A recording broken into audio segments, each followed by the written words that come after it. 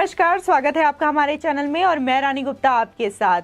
देखा जा रहा है कि लगातार जो है सीएम योगी आदित्यनाथ एक्शन ले रहे हैं, ताबड़तोड़ एक्शन ले रहे हैं और उसकी प्रशंसा पूरी जगह देखने को मिल रही है, चाहे वो फिर महाराष्ट्र हो या फिर उत्तराखंड हो। और उत्तराखंड की अगर बात करें तो उत्तराखंड में 3 मई को यानी कि कल से सीएम योगी आदित्यनाथ जो है उत्तराखंड दौरे पर जा रहे हैं और ऐसा माना जा रहा है कि वो अपने पैतृक गांव भी जा सकते हैं, उसी के साथ ही अपनी मां से भी वो मिल सकते हैं, अपने पूरे परिवार से भी मिलेंगे, ऐसी बातें कही जा रही है। साथ ही इस बात को देखते हुए कि सीएम योगी आदित्यनाथ अपने पैतृक गांव का दौरा करेंगे, उत्तराखंड का दौरा करेंगे, इसको लेकर के तमाम तरीके की तैयारियां जो है उसे भी पूरी कर ली गई है। आपको बता दें कि जिस तरीके से योगी आदित्यनाथ के पिता का निधन हुआ था कोविड टाइम में, यानी कि 2020 में, तब वो गांव नहीं जा पाए थे और ये उम्मीद जताई जा रही थी कि उस समय तो वो नहीं आ पाए, लेकिन कुछ समय बाद वो जरूर आएंगे। और उन्होंने एक लेटर भी लिखा था जिसमें कि उन्होंने ये बात कही थी, जिसके बाद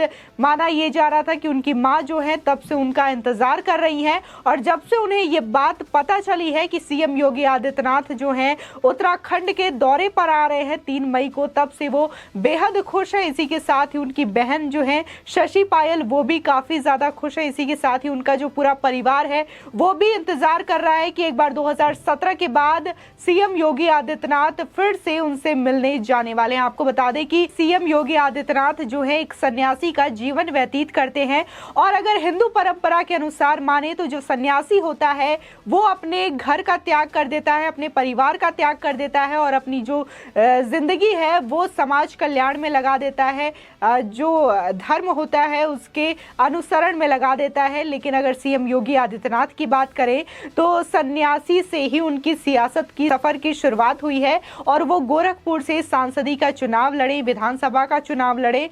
आपको बता दें कि 2017 से वो मुख्यमंत्री बने और इसके बाद 2022 में भी देखें तो तकरीबन 3 दशक के बाद वो ऐसे मुख्यमंत्री उत्तर प्रदेश के बने जिनका कि एक ही फेस रिपीट हुआ और एक ही राजनीतिक पार्टी ने सत्ता काबिज की उत्तर प्रदेश की राजनीति में। तो ये कहीं ना कहीं सीएम योगी आदित्यनाथ के नेतृत्व में ही संभव हो पाया। आपको बता दें उत्तर प्रदेश के मुख्यमंत्री योगी आदित्यनाथ 3 मई यानी मंगलवार से 3 दिन के दौरे पर उत्तराखंड जाएंगे। इस दौरान वह यमकेश्वर के महायोगी गुरु गोरखनाथ महाविद्यालय विद्यायनी का दौरा भी कर सकते हैं।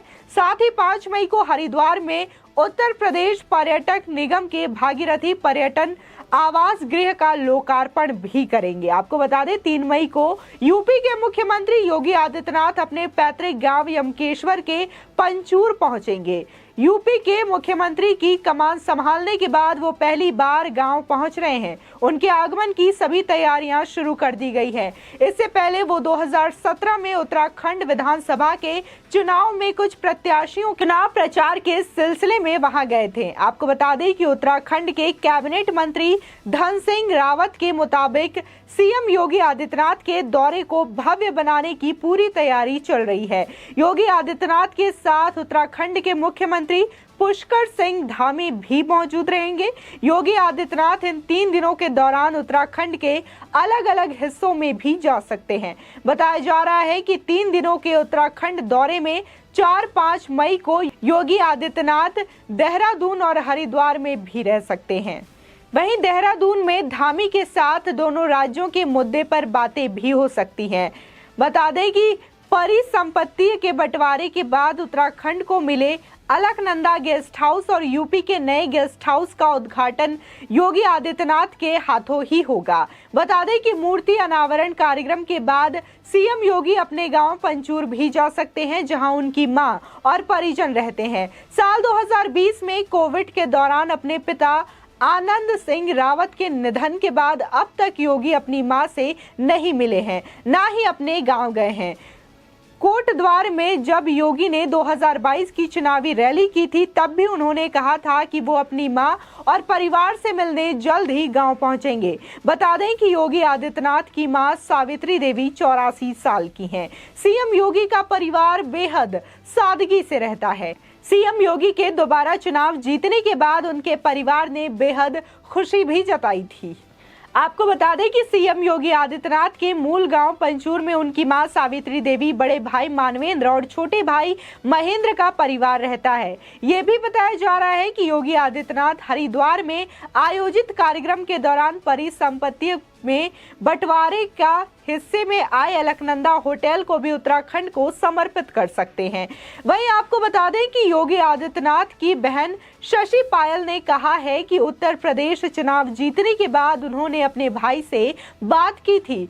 सीएम योगी ने उनसे वादा किया था कि शपथ ग्रहण के बाद समय मिलते ही वो एक बार सबसे मिलने गांव जरूर आएंगे। उत्तराखंड के स्वास्थ्य एवं शिक्षा मंत्री डॉक्टर धन सिंह रावत ने बताया कि उत्तर प्रदेश के मुख्यमंत्री योगी मंगलवार को उत्तराखंड पहुंचेंगे। वहीं बुधवार 4 मई को वो अपने गृह ब्लॉक यमकेश्वर के विद्याणी स्थित गुरु गोरखनाथ महाविद्यालय में आयोजित कार्यक्रम में भी हिस्सा लेंगे।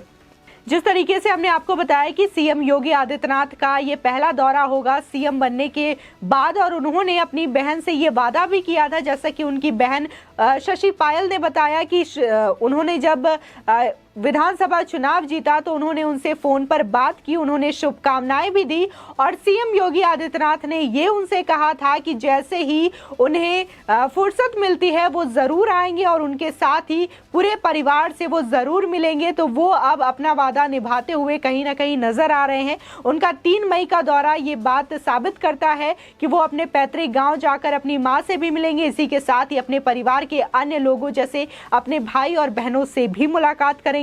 आपको बता दें कि उनका परिवार जो है आज भी उसी तरीके से सादगी भरा जीवन व्यतीत करता है जैसे कि सीएम योगी आदित्यनाथ जब वहां रहते थे, जब वो मंत्री नहीं थे तब भी उनका परिवार जैसे था वैसे अब भी निवास करता है। जहां लोगों को देखा जाता है कि कोई भी वो चाहे मंत्री पद पे हो, राज्य मंत्री पद पे हो या फिर कैबिनेट मंत्री पर हो, और सीएम और पीएम बनने की तो फिर बात ही अलग है, तब भी वो अपने परिवार के प्रत्येक लोगों को भरपूर फायदा पहुंचाते हैं। वो अपने जिस तरीके से शासन में उनकी व्यवस्था होती है उनका फायदा उठाते हुए नजर आते हैं और इसका फायदा उसके परिवार के लोग भी उठाते हुए नजर आते हैं। चाहे वो कोई भी सरकारी काम हो, आवास हो, सभी चीजों में सरकार के द्वारा जो सुविधाएं दी जाती है उसका फायदा उठाते हुए नजर आते हैं। लेकिन अगर योगी आदित्यनाथ के परिवार को देखें तो वह आज भी उसी तरीके से सादगी भरा जीवन व्यतीत कर रहा है। इसी के साथ ही जब जो लोग हैं, जो मीडिया के लोग हैं, उनसे बात कर रहे हैं कि सीएम योगी आदित्यनाथ आने वाले हैं, उनके दौरे को किस तरीके से लेकर के खुशी जाहिर करना चाहेंगे, तो उनकी बहन और मां दोनों ने ही कहा कि वो योगी आदित्यनाथ का इंतजार कर रहे हैं और भरपूर तैयारियां उनके द्वारा भी की गई है। आपको बता दें कि योगी आदित्यनाथ जो हैं लगातार सीएम पद संभालने के बाद एक बार फिर से जो उनका रुख है वो शासन को लेकर के काफी सख्त रहा है और जिस तरीके से वो फैसले लेते हैं वो काफी सराहनीय होते हैं। चाहे वो फिर माफियाओं के खिलाफ, जिस तरीके से माफियाओं के खिलाफ उनका एक्शन लेना हो, या फिर अवैध निर्माण को लेकर के बुलडोजर की कार्रवाई हो, या फिर जहां लाउड स्पीकर को लेकर के सियासत हो रही है महाराष्ट्र में, जहां से लाउड स्पीकर का मामला शुरू हुआ था। लेकिन अगर यूपी की बात करें तो यूपी में ये मामला बेहद ही शांतिपूर्ण तरीके से हल किया गया और विभिन्न धार्मिक स्थलों से, चाहे वो फिर मंदिर हो, मस्जिद हो, गुरुद्वारे हो, चर्च हो, सभी से जो लाउड स्पीकर है या तो उसको हटा दिया गया है पूरी तरीके से, या तो जो उसकी आवाज है वो धीमी कर दी गई है और इन फैसलों पर किसी ने भी आपत्ति अभी तक नहीं जताई है और सारे फैसले जो हैं शांतिपूर्ण ढंग से किए जा रहे हैं। वहीं यूपी में ही जिस तरीके से जुमा के दिन देखा गया कि जो एक कवायद चली आ रही थी, परंपरा चली आ रही थी कि जो मुस्लिम समुदाय के लोग थे सड़कों पर नमाज अदा करते थे, लेकिन योगी आदित्यनाथ ने सख्त हिदायत दी थी कि सड़कों पर अलविदा की नमाज अदा करते हुए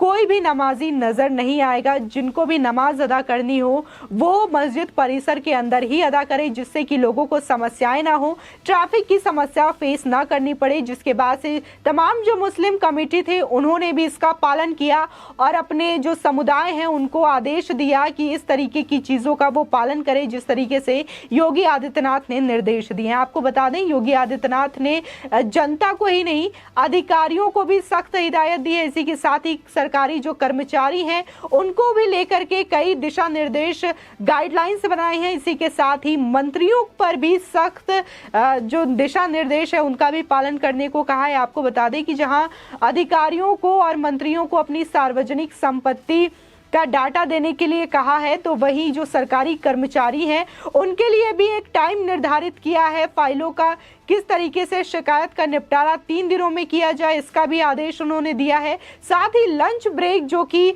बहुत ज़्यादा टाइम का वो लेते थे उसको भी अब 30 मिनट का कर दिया है। देखा जा रहा है कि योगी आदित्यनाथ जो है लगातार अपने फैसलों पर लेकर के अडिग रहते हैं और किसी भी तरीके की पक्षपात करते हुए वो नजर नहीं आते हैं, चाहे वो फिर आम जनता हो, सरकारी कर्मचारी हो, सरकारी अधिकारी हो या फिर वो मंत्री ही क्यों ना हो, सभी पर वो एक्शन लेते हुए नजर आते हैं और उनका जो फैसला होता है सभी के पक्ष में होता है। सभी वर्ग के लोग इसका पालन करते हैं और जिस तरीके से देखा जा रहा है कि योगी आदित्यनाथ की सराहना जो है तमाम नेता भी करते हुए नजर आ रहे हैं, चाहे वो फिर विपक्षी ही क्यों ना हो। जिस तरीके से राज ठाकरे ने उनकी तारीफ की तो अब संजय राउत भी योगी आदित्यनाथ की तारीफ करते हुए नजर आ रहे हैं। आपकी इस खबर पर क्या राय है हमारे कमेंट सेक्शन में जरूर बताएं। आगे की और भी अपडेट के लिए चैनल को सब्सक्राइब करना ना भूलें।